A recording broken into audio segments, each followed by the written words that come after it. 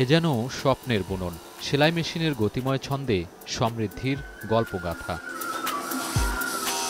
উদয়স্ত সেলাই দিদিমণিদের শ্রম ঘামের বিনিময়ে রঙিন হচ্ছে পোশাক শিল্প। বাংলাদেশের অর্থনীতির প্রাণশক্তি পোশাক খাত। দ্রুত বর্ধনশীল এই খাতের সাথে জড়িত দেশের প্রায় ৫০ লাখেরও বেশি মানুষ। তবে নিরাপদ কর্মপরিবেশ, মজুরি বৈষম্য আর শ্রম অধিকার থেকে অনেকটাই বঞ্চিত এই খাতের কর্মীরা। বর্ধনশীল এই খাতের বিকাশ ঘটছে জীবাশ্ম জ্বালানিকে কেন্দ্র করে, যা শ্রমঘন শিল্প, কাজের পরিবেশ, শ্রমিকের স্বাস্থ্যমানে ফেলছে নেতিবাচক প্রভাব। তবে জ্বালানি সাশ্রয়, কার্বন নিঃসরণ কমানো ও বিদেশি ক্রেতাদের চাপে রপ্তানিমুখী এই শিল্পে বাড়ছে নবায়নযোগ্য জ্বালানির ব্যবহার, যার ফলশ্রুতিতে গ্রিন সনদপ্রাপ্ত কারখানার সংখ্যা ছাড়িয়েছে ২ শতাধিক। তবুও উচ্চ তাপমাত্রা আর নিরাপদ কর্মপরিবেশের অভাব অসহনীয় করে তুলছে শ্রমিকের জীবন। ফ্যান চলছে, তারপরে ওই যে একজাস্ট ফ্যান চলার পরও মনে করেন আমরা গরম অনুভব করছি। সীমিত চাহিদাগুলো আমাদের মিটে, কিন্তু এর চেয়ে যে ওভার যে চাহিদাগুলো আছে এগুলো আমাদের এখানের যে স্যালারি আছে এটা দিয়ে হয় না। আমার জীবনে তো গ্রিন হয় নাই, ঠিক আছে। এখন ফিরতি তো গ্রিন ফিরতি এটা মানি, ঠিক আছে। আমি বছরে যে ছুটির টাকাটা, এই ছুটির টাকাটা যদি দিতে তো অনেক ভালো। ৫টা পর্যন্ত ডিউটি হয়, আর বেসিক্যালি বেশি যদি অতিরিক্ত হয় তো ৭টা। যদিও আমার এই টাকা হয় না, অনেক করে চলতে হয় একলা।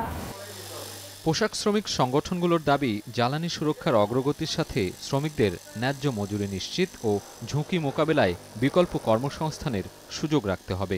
গ্রিন ফ্যাক্টরিগুলোতে শ্রমিকরা কি ইউনিয়ন করতে পারতেছে? তারা কি ন্যায্য বাঁচার মতো মজুরি পাচ্ছে?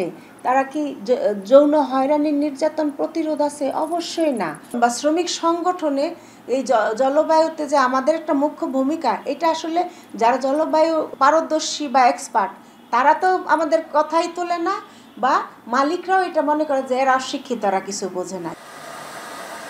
সময়ের সাথে পোশাক কারখানার চিত্র বদলালেও বদলায় না শ্রমিকের ভাগ্য। Bangladesh institute of labour studies বলছে, নবায়নযোগ্য জ্বালানির যে রূপান্তর প্রক্রিয়া, সেখানে বৈষম্য রয়ে গেছে।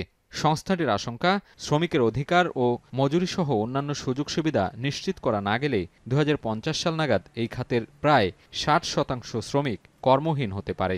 তাদের মানে কর্মপরিবেশ অতটা গ্রিন না, তাদের মজুরি এবং সুযোগ সুবিধা বা অধিকার গ্রিন না, আর তাদের জীবন এবং জীবিকা হয়ে যাচ্ছে আলটিমেটলি ধূসর। তার জন্য সামাজিক সুরক্ষার কি ব্যবস্থা আছে? টু বি ভেরি অনেস্ট, আমাদের বাংলাদেশের প্রচলিত আইনে কোনো সুরক্ষার ব্যবস্থা নাই। গেল কয়েক দশকে বাংলাদেশে পোশাক শিল্পের যে উত্তরণ ঘটেছে তা সত্যি প্রশংসার দাবি রাখে। দেশে দিনে দিনে বাড়ছে সবুজ কারখানার সংখ্যাও। তবে জলবায়ু পরিবর্তনের অভিঘাত মোকাবেলা করে কম কার্বন নিঃসরণ অর্থনীতি কিংবা জাস্ট ট্রানজিশন সম্পর্কে সুস্পষ্ট ধারণা নেই অধিকাংশ শ্রমিক এবং শ্রমিক প্রতিনিধিদের। জীবাশ্ম জ্বালানির ওপর নির্ভরতা কমিয়ে ২০৩০ সাল নাগাদ কার্বন নির্গমন ৩০% কমানোর প্রতিশ্রুতি শিল্প মালিকদের। তবে পরিবেশ বান্ধব সরঞ্জাম স্থাপনের ব্যয় অন্যতম বাধা। তাই শুল্কমুক্ত সহায়তা পেলে শ্রমিকদের মজুরি সুবিধা বাড়ানোর প্রতিশ্রুতি। সোলারে কিন্তু সরকারের কোনো ইনভেস্টমেন্ট নাই, সরকারের কোনো ভর্তুকি নেই, সরকারের কোনো চুরিরও এখানে কোনো সম্ভাবনা নাই। কিন্তু এখানে তারা বিভিন্নভাবে প্রায় এবারে যে 30% উপরে ট্যাক্স দিয়ে রাখছে, কিছু জায়গাতে 52%। ভর্তুকি তো দিচ্ছেই না, বরঞ্চ পরিবেশ বান্ধব জিনিসগুলোতে সরকার আরও উচ্চ হারে ট্যাক্স বসায় রাখছে। যখন নাকি সক্ষমতা বাড়বে ইন্ডাস্ট্রির, তখন স্বাভাবিকভাবেই সক্ষমতা অনুযায়ী তখন ইন্ডাস্ট্রি তার শ্রমিকদেরকে বেতন দিতে পারবে। পরিবেশ সুরক্ষায় বৈশ্বিক মানদণ্ড নিশ্চিত, টেকসই জ্বালানি ব্যবস্থা ও শ্রমিকের ন্যায্যতা নিশ্চিতের বিকল্প নেই। পোশাক খাতে নতুন প্রযুক্তি ব্যবহার, শ্রমিকের নিরাপত্তা ও কল্যাণে কাজ করছে বিভিন্ন উন্নয়ন সংস্থা। উৎপাদন ব্যবস্থায় পরিচ্ছন্ন জ্বালানি শক্তির ব্যবহার ও শ্রমিকের মতামতকে গুরুত্ব দেওয়ার পরামর্শ তাদের। We need to invest justifiably in the creating local resource talent, so আমাদের international dependency কমে যায়। সেকেন্ড থিং, আমরা বলছি যে কোনো technology is, if it is about saving earth, reducing global this climate warming, then that should be patent free. We should have right to produce that in our own country. And third যেটা হচ্ছে that we should have a reasonable time period. Carbon নিঃসরণ, নদী দূষণ ও পরিবেশগত ক্ষতির কারণ হিসেবে চিহ্নিত সিংহভাগ পোশাক কারখানা। জৈব জ্বালানির ওপর নির্ভরশীলতা কমিয়ে টেকসই নবায়নযোগ্য জ্বালানির নীতি বাস্তবায়নের পরামর্শ জ্বালানি বিশেষজ্ঞদের। জ্বালানি রূপান্তর প্রক্রিয়ার উৎপাদন খরচ কমিয়ে তার লভ্যাংশ শ্রমিকের কল্যাণে বন্টন জরুরি। এটাকে যদি গ্রিড বিদ্যুতের সাথে তুলনীয় করতে পারেন তাহলে গার্মেন্টসের উৎপাদন খরচ কমে যাবে এবং উৎপাদন খরচ কমে যে লাভ বাড়বে সেটা যদি ওয়ার্কার্সদের মধ্যে প্রপারলি ডিস্ট্রিবিউট করে দেওয়া হয় তাহলেই কিন্তু এটা এই রুফটপ সোলার বা নবায়নযোগ্য জ্বালানির যে ব্যবহার গার্মেন্টসগুলি করছে তার থেকে আমাদের যে শ্রমিক ভাই বোনেরা তারা বেনিফিটেড হবে। যখন আমরা পলিসি প্রণয়ন করব এনার্জির জন্য বড় বড় প্ল্যান বা সব কিছু, সেখানে ইনক্লুসিভিটির কথা আমাদের খুবই চিন্তা করতে হবে এবং আমাদেরকে এনশিওর করতে হবে যেন সেটা জাস্ট এনার্জি ট্রানজিশন হয়। সেক্ষেত্রে যদি দরকার হয় আমাদের গ্লোবাল নেগোসিয়েশনে উন্নত দেশগুলোকে আপনাকে রেসপন্সিবল করতে হবে। সামাজিক ও পরিবেশগত কারণে বিদেশি ক্রেতাদের আগ্রহ সবুজ কারখানায়। তবে বাস্তবিক অর্থে এই উচ্চাকাঙ্ক্ষা বাস্তবায়নে দক্ষতার অভাব রয়েছে শ্রমিকদের। পোশাক মালিক সংগঠন বিজিএমইএ বলছে, কার্বন নিঃসরণ কমানোর কৌশল প্রণয়নে শ্রমিকের অংশীদারিত্ব বাড়ানোর পাশাপাশি অর্থায়নের পরিকল্পনাও হাতে নেওয়া হয়েছে।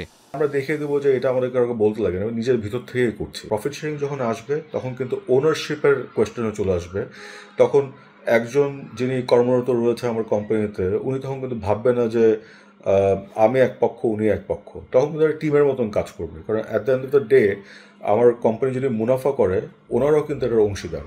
এদিকে পোশাক খাতে বিদ্যুৎ সরবরাহ ব্যবস্থায় ইতিবাচক ভূমিকা রাখছে নবায়নযোগ্য জ্বালানি, মন্তব্য বন, পরিবেশ ও জলবায়ু বিষয়ক উপদেষ্টার। তবে এই প্রক্রিয়ায় শ্রমিকের ন্যায্যতা নিশ্চিত করা সময় সাপেক্ষ হলেও তা বাস্তবায়নের আশ্বাস।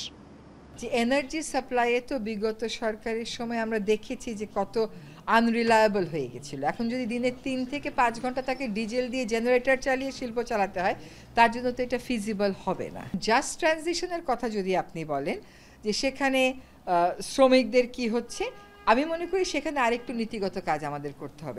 জ্বালানি দক্ষতা বৃদ্ধি ও সংরক্ষণ কারখানাগুলোর উত্তরণের পথ। তাই বিনিয়োগের পাশাপাশি কর্মীদের মানবাধিকার নিশ্চিত করা জরুরি।